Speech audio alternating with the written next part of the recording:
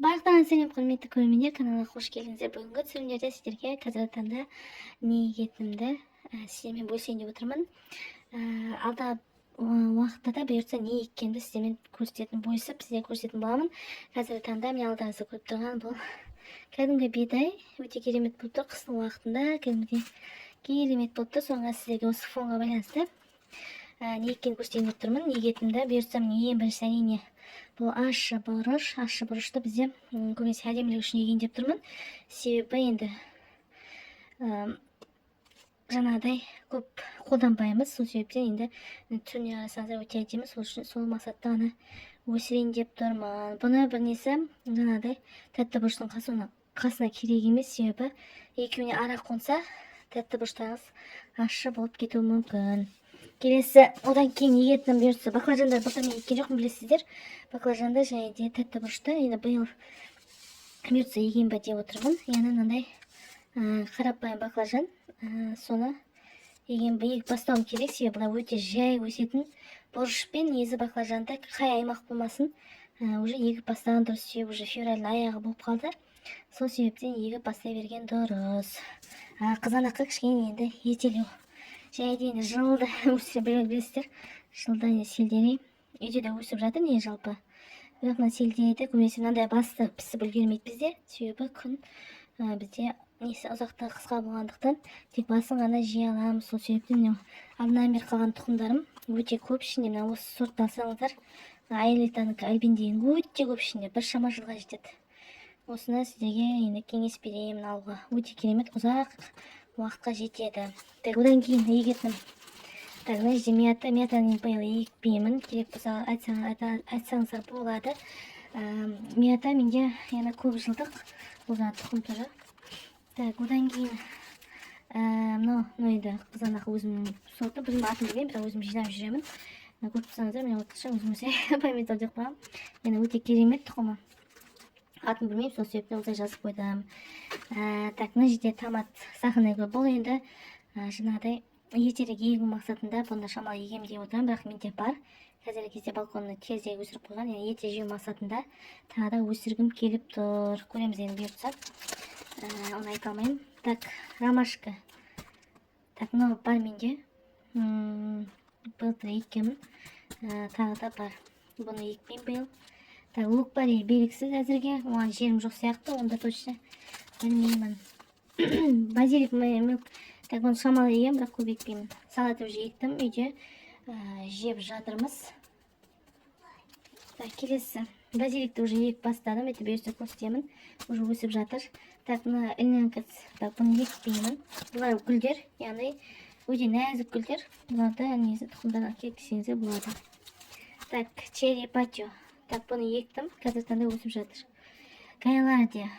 Көп жылдық гүлдің бірі. Бұны екпеймін. Келесі.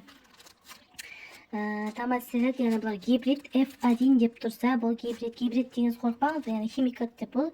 Гибрид дегеніз, например, мына сортпен, мына сортты қосқандағысының, мысалы ұзын сортпен, сопақшалы сортпен дөңгелек сортты қосқанда осындай бір сорт шығады. Яғни соны айтады, яғни екі сорттың қосындысын F1 деп айтады. Бірақ бұлардан уже тұқым алмайсыздар. F1-ның жаман жері тұқым алмайсыздар. Бұл яғни сортовой емес. Бір жегенде өте керемет шығады, бірақ одан кейін сіздер тұқым алмайсыздар. Тұқым алған кезде либо басқа сорт болуы мүмкін, либо дөңгелек сорт болуы мүмкін. Яғни екі түрінің біреу болуы мүмкін, тіпті немесе тіптен өнім бермеуі мүмкін деген сияқты. Сол себептен егер сол бір жылға жеймін десеңіздер, әрине осындай F1-ді алған жақсы. Ал егер де маған сорт керек, мен жылдан жылға тұқым ала беретін нем жоқ десеңіздер, сортовой дегеніміз, яғни F1 деген жоқ. Мен анда да сіздер білесіздер, жаңағы цугерань деген сияқтылар, олар сортовой, олар жылдан жылға деп тұқым алып жүре бересіздер, солар жақсы. Менде мынандайлар да бар, сортовойды да егемін, екеуін де араластырып егемін. Мынау яғни өте ұзын шалып, яғни неге банкеге өте жапқанға өте керемет сорттың бірі. Томат защищенного грунта, яғни бұл да жаңағыдай теплицаға арналған, бұны белгісіз, мынаны точно егемін бұйыртса. Мынаны білмеймін. Бұл негізі новый пачка еді, ойнатып жүремін ба деп те ойлап тұр, көреміз енді. Егер ойнат десеңіздер, комментария жазып ұмытпаңыздар, бұйыртса ойнатып көрейін. Одан кейін перец, міне перец өте көп. бірақ та мен шама басып ектім. Перістерім уже шығып жатыр. Енді бөлек ыдысқа егуім керек болып тұр. Жердің енді үйде болғасын жаман жері, жердің тапшылығы болмаса, егуге болатын еді көбірек. Так, перец екпеймін, перец уже ектім. Так, мына жасыл помидор, бұл да менде каталогымда бар. Московский деликатес деген. Бұл да F1, бірақ осының ішіндегі тұқымды керек болсаңыздар жазыңыздар. 2 метрге шейін барады. Жасыл болып тұрады, және чуть-чуть осылай сарғайған кезде уже жеуге болады. Өте сладкий, тәтті қызанақтардың бірі. Так, гусар сладкий тоже F1. Өте керемет, мен былтыр емес, одан 6 жыл еккен, өте керемет, үлкен болып шығады. Кеңес беремін алуға. Так, толстопуз. Бұл міне көрсеңіздер, F1 жоқ дегеніміз, бұл уже гибрид емес, яғни бұдан тұқым ала беруге болады деген сөз. Бұл да местный тұқым. Бұны егем шығар, шамалы егіп көремін. Бұны да ектім, өте жақсы шығады. Так, калифорнийский чудо, міне бұл гибрид емес, өте керемет шығады. Бұл сортовой болса да, үлкен бұл ойыншық құсап шығады, өте керемет. Бұны бірақ мен екпеймін, биыл екпеймін, себебі орын жоқ. Так, мынау буффало стейк F1, бұл өте үлкен болып, теплицада ектім. Көрдіңіздер ме, көрген жоқсыздар білмеймін, өте үлкен болып шықты. Дәмі де керемет, кескенде ет сияқты. Бірақ бір-екеуден ғана шығады, бірақ өте керемет болып шығады кәдімгідей. Үлкен болып, етті тұқымдар. Яғни бұл гибрид, бұдан тұқым ала алмайсыздар. Так, мынау да қызанақ. Оны айтпақшы, мынаны екпеймін. Внес соқтығы содружество. Бұл шағын салаттырған елерге өте жақсы. Бұнда егетін боламын берді. Так, бұл да дақатын міндетті егемін. Бұл да местный сорттардың бірі. Так, пересті болды. Мен пересті уже егіп бастадым, мен сізден көрсетем.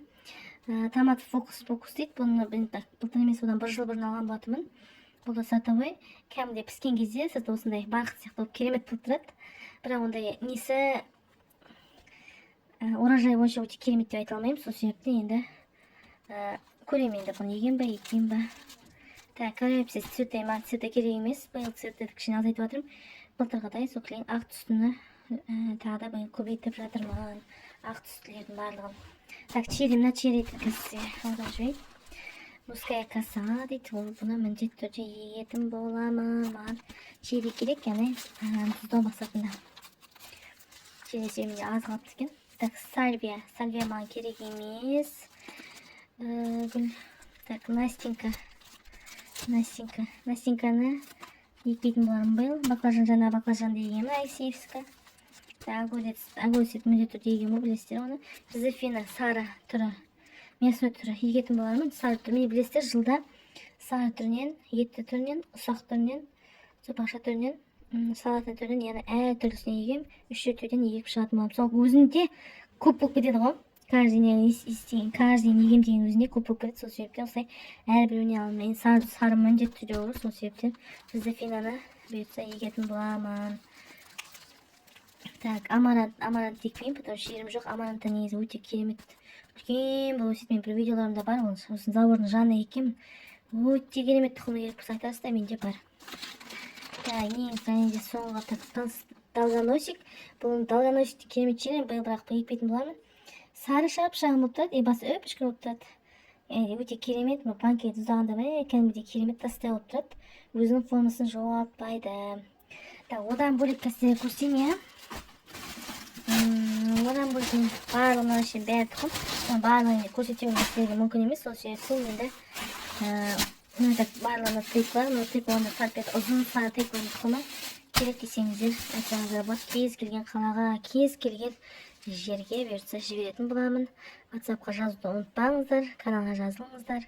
Бұйыртса ойындар ойнатып, тұқымдарды ойнататын ойын бар. Сау болыңыздар.